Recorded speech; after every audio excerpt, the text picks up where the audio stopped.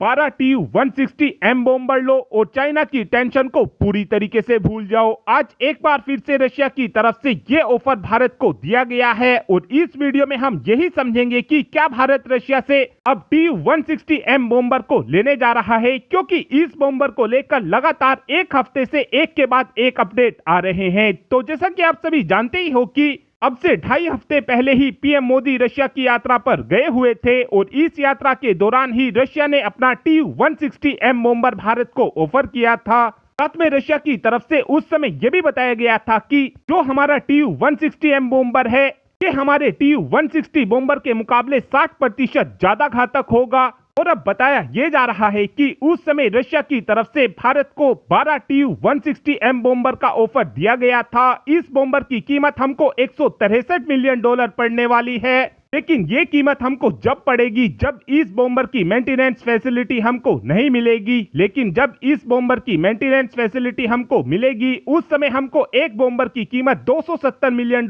के आसपास पड़ेगी। Tu-160M बॉम्बर को 1 घंटा उड़ाने की कीमत $20,000 के आसपास पड़ती है और अगर भारत रशिया से 12 की संख्या में Tu-160M बॉम्बर को लेता है तो इस बॉम्बर की हमको ओवरऑल कॉस्ट $3.25 बिलियन पड़ेगी। और अब समझने की कोशिश करते हैं कि क्या इस समय हमको वाकई में ही एक बॉम्बर की जरूरत है।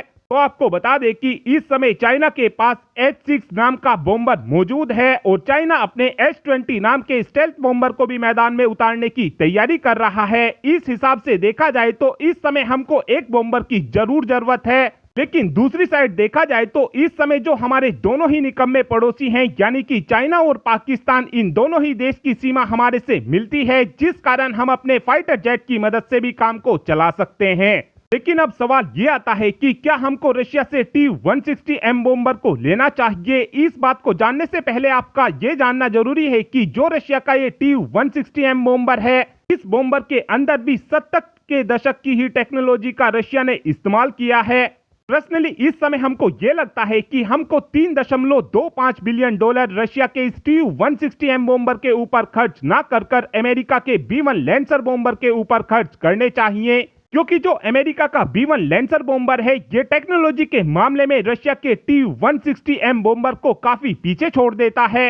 लेकिन यहाँ पर यह भी सवाल आता है कि क्या अमेरिका की तरफ से भारत को अपना B-1 लैंसर बॉम्बर दिया जाएगा या फिर नहीं। तो आपको बता दें कि केवल 2 से 2.5 महीने का आप इंतजार करिए। इस समय डोनाल्ड ट्रंप अमेरिका के राष्ट्रपति पद की शपथ लेंगे, उस समय हमको डेफिनेटली ये जरूर देखने को मिलेगा कि अमेरिका की तरफ से अपना B-1 लैंसर बॉम्बर भारत को ऑफर किया जाएगा। ऐसा हम इसलिए भी बोल रहे हैं क्योंकि डोनाल्ड ट्रंप के कार्यकाल में ही हमने चिनूक हेलीकॉप्टर की डील को साइन किया था और दुनिया के नंबर 1 नेवल हेलीकॉप्टर यानी कि MS-60 आर रोमियो हेलीकॉप्टर की डील को भी हमने डोनाल्ड ट्रंप के कार्यकाल में ही साइन किया था। और इस बार के कार्यकाल में हमको ये भी देखने को मिल सकता है कि अमेरिका की तरफ से भारत को अपना F-35 लड़ाकू विमान भी ऑफर किया जाए।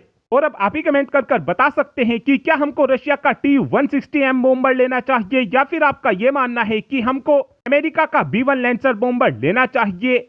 इस बात का आंसर आप कमेंट बॉक्स में दे सकते हैं। और अगर आपको B-1 लैंसर बॉम्बर और Tu-160 बॉम्बर का डिटेल कंपैरिजन देखना है तो आपको लिंक डिस्क्रिप्शन में मिल जाएगा। Thanks for watching this video. Have a good